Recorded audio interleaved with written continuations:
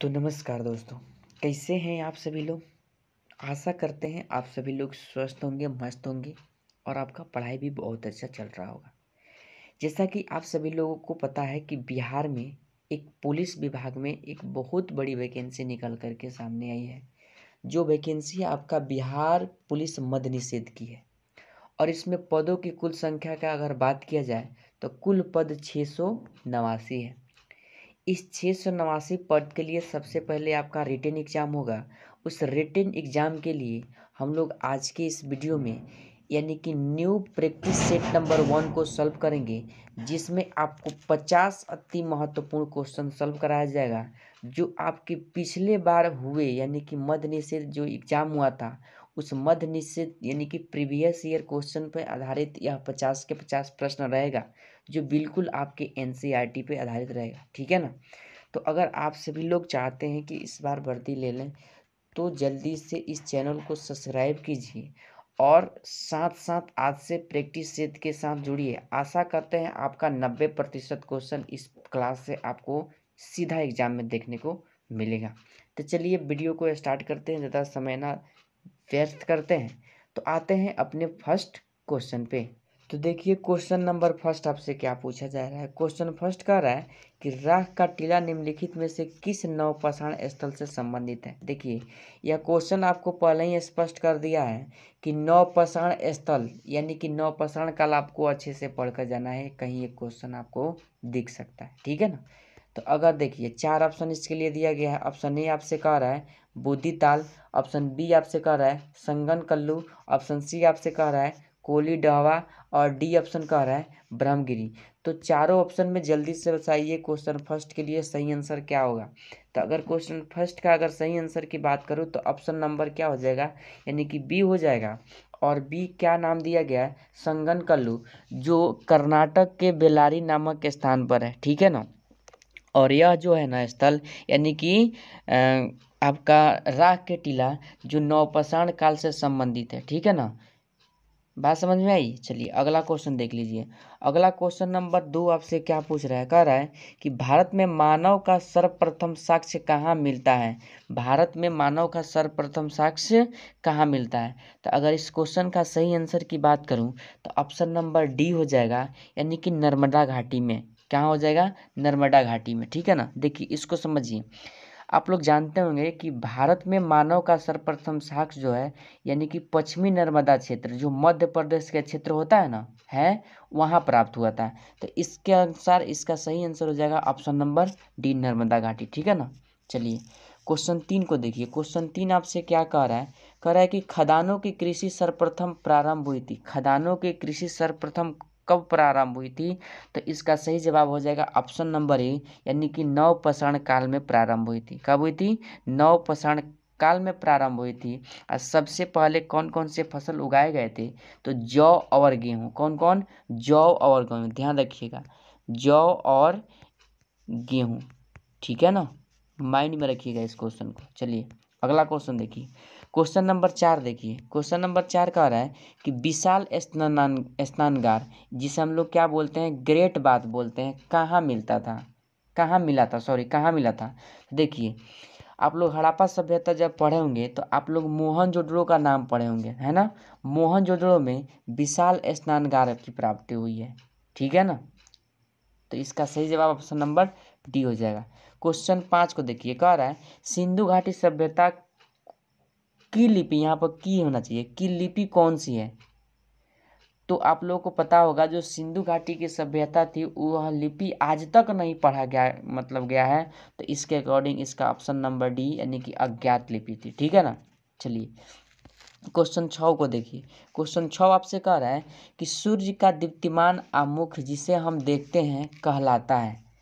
तो देखिए सूर्य का दीप्तिमान आमुख को हम लोग ऑप्शन नंबर सी यानी कि प्रकाश मंडल कहते हैं। क्या कहते हैं, प्रकाश मंडल। इसे ही हम लोग फोटो स्फीयर कहते हैं। क्या कहते हैं, फोटो, क्या कहते हैं, फोटो स्फीयर। क्या कहते हैं, फोटो स्फीयर। अच्छे से ध्यान रखिएगा। ठीक है ना। चलिए अगला क्वेश्चन देखिए। क्वेश्चन नंबर 7 को देखिए। कह रहा है कि पृथ्वी के लिए ऊर्जा का मुख्य स्रोत क्या है। तो पृथ्वी के लिए ऊर्जा का मुख्य स्रोत ऑप्शन नंबर ए यानी कि सूर्य हो जाएगा। क्या हो जाएगा? सूर्य हो जाएगा। ठीक है ना, जो क्या है यानी कि एक अच्छा स्रोत है, और सूर्य जो है एक प्रकार का तारा है, इस बात को ध्यान रखिएगा। ठीक है ना। और सूर्य का अगर सतहीय ताप को अगर बात किया जाए कितना होता है, तो इसका सतह का ताप ध्यान रखिएगा 6000 डिग्री सेल्सियस होता है। कितना होता है? 6000 डिग्री सेल्सियस होता है। बात समझ में आई? चलिए अगला क्वेश्चन देखिए, क्वेश्चन नंबर 8। क्वेश्चन नंबर 8 कह रहा है निम्नलिखित में से किसमें ज्वालामुखी उजागर नहीं होते हैं। ज्वालामुखी किसमें उजागर नहीं होते हैं? तो क्वेश्चन 8 का सही जवाब हो जाएगा ऑप्शन नंबर डी यानी कि बाल्टिक सागर। ठीक है ना। चलिए अगला क्वेश्चन 9 को देखिए, कह रहा है यूरोप में उच्चतम पर्वत शिखरों में से एक माउंट एल्ब्रस कहाँ स्थित है। माउंट एल्ब्रस कहाँ स्थित है? तो इसका सही जवाब क्वेश्चन 9 का हो जाएगा ऑप्शन नंबर सी यानी कि रूस में। कहाँ हो जाएगा? रूस में। अगर रूस को ध्यान रखिएगा, यह क्षेत्रफल के दृष्टि से संसार का सबसे बड़ा देश है।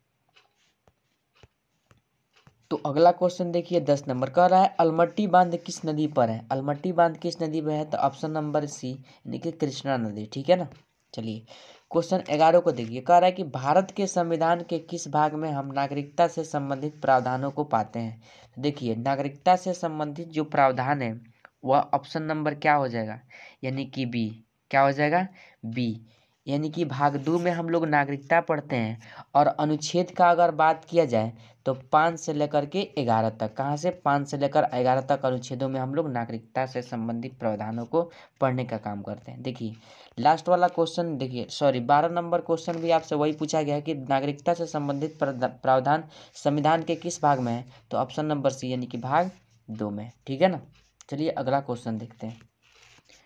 तो देखिए क्वेश्चन 13 आपसे क्या कह रहा है, कह रहा है कि भारतीय संविधान अपने नागरिकों को देश की समानता का वचन देता है। देश की यानी कि देश की समानता का वचन देता है। तो क्वेश्चन 13 का अगर मैं सही जवाब की बात करूं तो ऑप्शन नंबर क्या हो जाएगा, यानी कि बी। ऑप्शन नंबर क्या हो गया? बी यानी कि हैसियत और अवसर। हैसियत और अवसर। ठीक है ना। चलिए अगला क्वेश्चन को देख लीजिए। अगला क्वेश्चन आपसे क्या कह रहा है, अगला क्वेश्चन 14 कह रहा है कि आवश्यकता विहीनता सिद्धांत के प्रतिपादक शास्त्री है। तो इसका सही जवाब आप लोग कीजिए। इसका सही जवाब हो जाएगा ऑप्शन नंबर बी यानी कि प्रोफेसर जेके मेहता। प्रोफेसर क्या हो जाएगा? जेके मेहता। चलिए अगला क्वेश्चन देखिए। अगला क्वेश्चन की अगर मैं बात करूं तो क्वेश्चन नंबर 15 आपसे देखिए क्या पूछ रहा है। क्वेश्चन नंबर 15 देखिए कह रहा है कि भारतीय संविधान का मेरुदंड कौन से क्षेत्र है। तो आप लोगों को पता हो जाएगा ऑप्शन नंबर डी यानी कि कृषि क्षेत्र को कहा जाता है। ठीक है ना। 16 नंबर क्वेश्चन देखिए। 16 नंबर क्वेश्चन आपसे कह रहा है किसने भारत में पहली बार व्यय कर लगाने का सुझाव दिया था। व्यय कर लगाने का सुझाव दिया था। तो क्वेश्चन 16 का सही जवाब हो जाएगा आपका ऑप्शन नंबर बी यानी कि ऑप्शन नंबर बी कोल्डोर ने दिया था। और कब दिया था? तो 1957 में। इस बात को याद रखिएगा। ठीक है ना। चलिए अगला क्वेश्चन 17 देखिए, कह रहा है निम्नलिखित में से कौन सा एक वित्त मंत्रालय का विभाग नहीं है। वित्त मंत्रालय का विभाग नहीं है। तो क्वेश्चन 17 का सही जवाब हो जाएगा ऑप्शन नंबर सी यानी कि बैंकिंग। तो क्वेश्चन 18 को देख लीजिए। अगला क्वेश्चन जो आपका है कह रहा है कि 1947 में भारत में प्रति व्यक्ति आय कितनी थी। तो इसका सही जवाब आप कीजिए जल्दी से। तो इसका सही जवाब की अगर मैं बात करूँ तो ऑप्शन नंबर ए हो जाएगा 249.60। ठीक है ना। चलिए अगला क्वेश्चन देख लीजिए। अगला क्वेश्चन थोड़ा लेंथी है, थोड़ा आप लोग स्टॉप करके पहले पढ़ लीजिए, समझ लीजिए, उसके बाद क्वेश्चन का आंसर कीजिएगा। ठीक है ना। तो देखिए क्वेश्चन नंबर 19 क्या कह रहा है, कह रहा है कि सकल घरेलू उत्पाद के बारे में निम्नलिखित कथनों पर विचार कीजिए। पहला नंबर कथन कह रहा है कि यह एक वर्ष में एक देश की सीमाओं के अंदर बनी सभी सत्य वस्तुओं एवं दी गई सेवाओं का बाजार मूल्य है। 2 नंबर कथन कह रहा है यह एक अनुबद्ध समय अवधि में देश के अंदर उत्पादित समस्त अत्यंत वस्तुओं एवं सेवाओं के लिए कुल व्यय के बराबर है। अब देखिए नीचे यहाँ पर आपको उपयुक्त कथन में से कौन सा सही है आपको बताना है। दोनों कथनों पर विचार कीजिए और बताइए कि कौन सा कथन सही है। तो देखिए, अगर इस क्वेश्चन का अगर मैं बात करूं तो ऑप्शन नंबर ए, जो आपका ए है ना, ये पहला नंबर कथन यही सही है और दूसरा कथन आपका गलत है। इसके अनुसार आपका क्वेश्चन का आंसर हो जाएगा ऑप्शन नंबर ए। ठीक है ना। चलिए अगला क्वेश्चन को देखते हैं। तो अगला क्वेश्चन आपसे 20 नंबर देखिए क्या पूछ रहा है। कह रहा है निम्नलिखित में से कौन सा शब्द जड़ी बूटी खेती को संदर्भित करता है। जड़ी बूटी खेती को संदर्भित करता है। तो क्वेश्चन 20 का आप सही आंसर कीजिए। तो इसका सही आंसर हो जाएगा ऑप्शन नंबर देखिए डी, जो कट गया है। हम अभी दिखा देते हैं आपको। तो क्वेश्चन 20 का सही आंसर देख लीजिए, ऑप्शन नंबर डी, यानी कि सब्जियों की खेती से हो जाएगा। ठीक है ना। चलिए क्वेश्चन 21 को देखिए। क्वेश्चन 21 आपसे कह रहा है डेंट्रोलॉजी डैश का अध्ययन है। डेंट्रोलॉजी किसका अध्ययन है। तो क्वेश्चन 21 का सही जवाब हो जाएगा ऑप्शन नंबर यानी कि बी, यानी कि काठीय पौधे के। किसके। काठीय पौधे के। ठीक है ना। अब देखिए, एक होता है हाइड्रोलॉजी। क्या होता है। हाइड्रोलॉजी। हाइड्रोलॉजी। हाइड्रोलॉजी का जो अध्ययन होता है, आप लोग समझ लीजिएगा।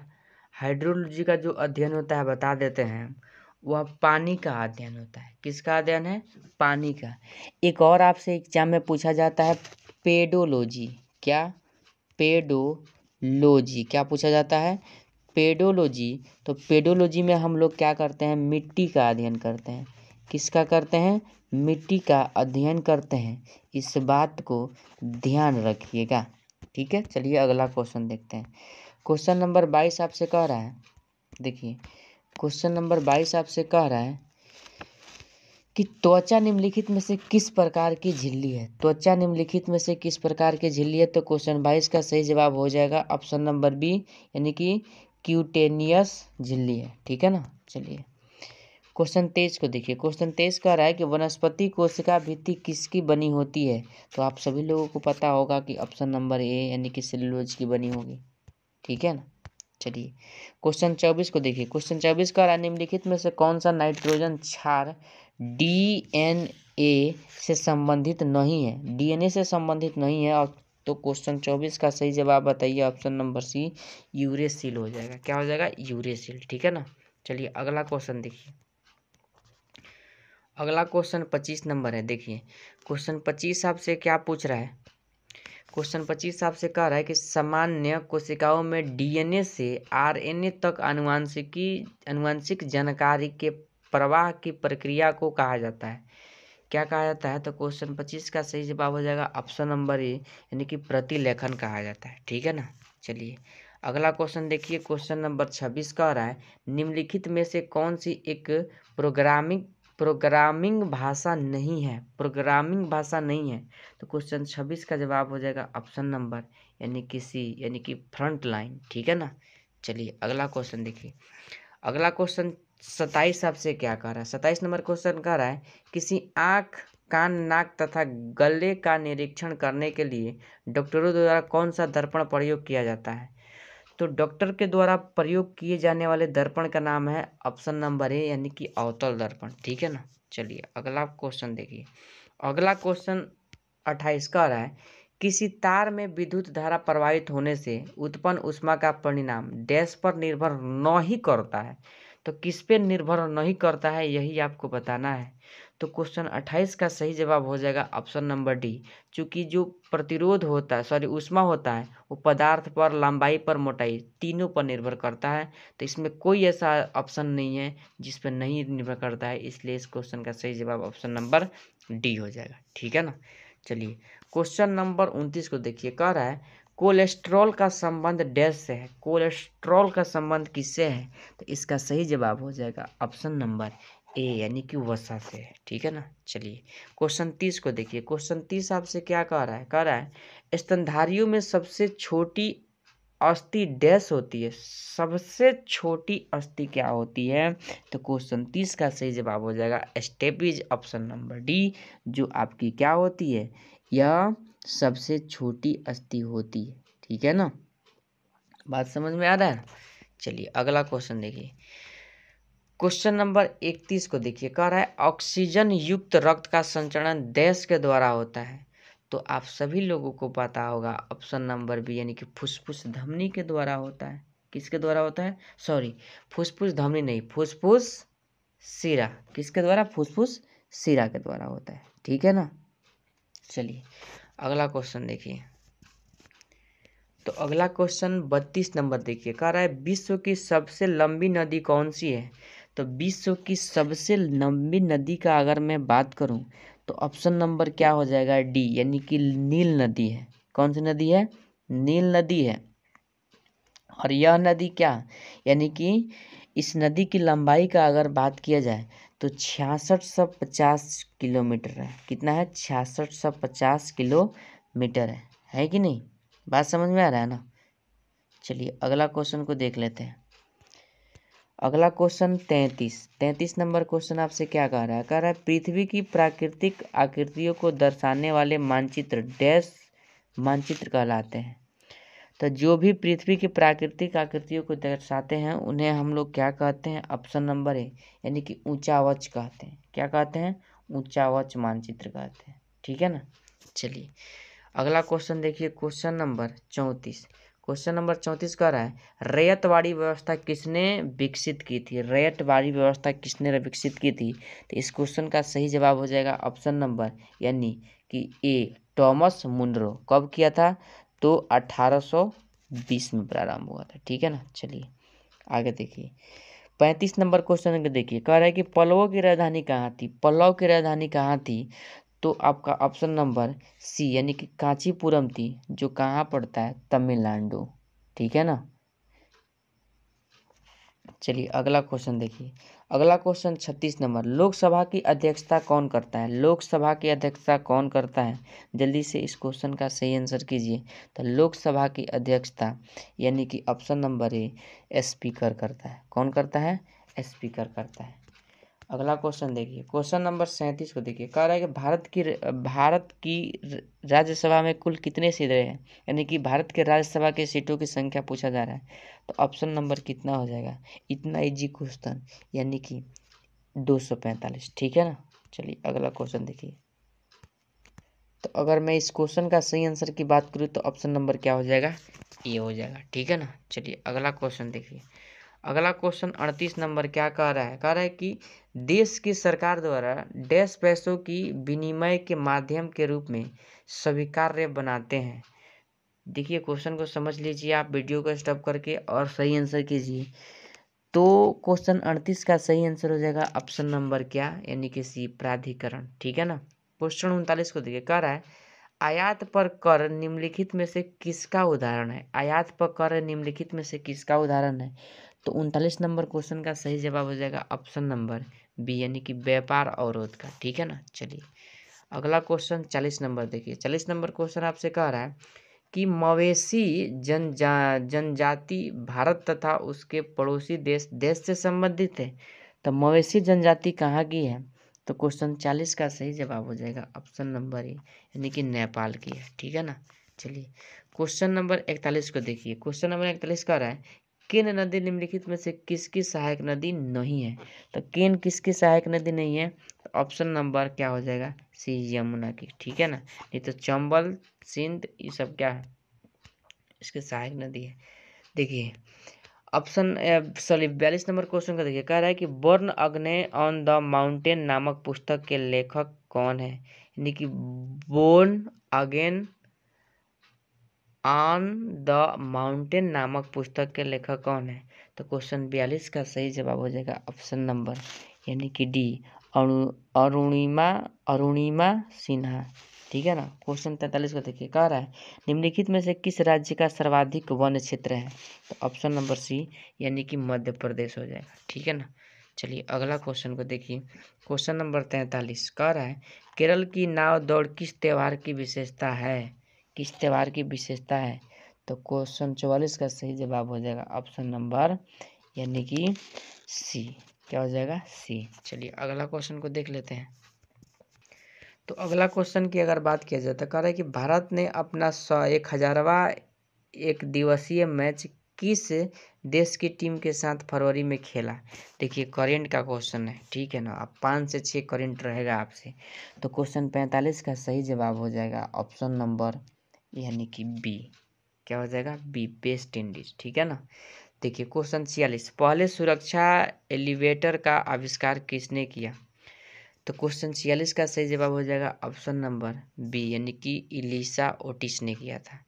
चलिए अगला क्वेश्चन को देखिए। अगला क्वेश्चन 47 नंबर का रहा है, प्रधानमंत्री सुरक्षा बीमा योजना की वार्षिक प्रीमियम कितनी है? वार्षिक प्रीमियम कितनी है? तो ये भी करेंट का क्वेश्चन है। ऑप्शन नंबर क्या हो जाएगा? ए, यानी कि 12 रुपया, ठीक है ना। चलिए अगला क्वेश्चन देखिए। क्वेश्चन नंबर 48 कह रहा है, हरित गृह यानी ग्रीन हाउस प्रभाव क्या है? ग्रीन हाउस प्रभाव क्या है? इस क्वेश्चन का चारों ऑप्शन को पढ़िए तब आंसर कीजिए। तो चलिए मैं इसका आंसर बता देती हूँ ताकि वीडियो लॉन्ग ना जाए। तो इस क्वेश्चन 48 का सही जवाब हो जाएगा ऑप्शन नंबर सी, यानी कि पृथ्वी के वायुमंडल द्वारा रोके गए विकिरण से पृथ्वी का गर्म होना, यानी कि ग्रीन हाउस प्रभाव डालने वाली गैस को भी याद रखिएगा। प्रमुख गैस CO2 है, कार्बन डाइऑक्साइड। इससे वायुमंडल क्या होता है? गर्म होता है। चलिए क्वेश्चन 49 को देखिए। क्वेश्चन 49 कह रहा है, धातु के एक अमलगम में दूसरा तत्व होता है। दूसरा तत्व कौन सा होता है? तो इसका सही जवाब हो जाएगा ऑप्शन नंबर डी, यानी कि Hg, यानी कि क्या हो जाएगा? इसको पारा बोला जाता है, ठीक है ना। चलिए आपके सीरीज का लास्ट क्वेश्चन है क्या, यानी कि क्वेश्चन नंबर 50, ठीक है ना। कह रहा है, निम्नलिखित में से कौन से यौगिक का उपयोग शुष्क के रूप में किया जाता है? शुष्क के रूप में किया जाता है, तो ऑप्शन नंबर ए हो जाएगा, कैल्शियम ऑक्साइड का। तो चलिए आज के इस वीडियो में हम लोग 50 अति महत्वपूर्ण क्वेश्चन को बिहार पुलिस मद्य निषेध के लिए कवर किया है। अगर वीडियो में कोई त्रुटि हो, यानी कि वीडियो के क्वेश्चन में किसी प्रकार की कोई त्रुटि हो, तो कमेंट में ज़रूर बताइएगा, ठीक है। तो चलिए आज के सेशन को यहीं स्टॉप करते हैं, फिर मिलते हैं अगले सेशन के साथ। तब तक के लिए जय हिंद, जय भारत।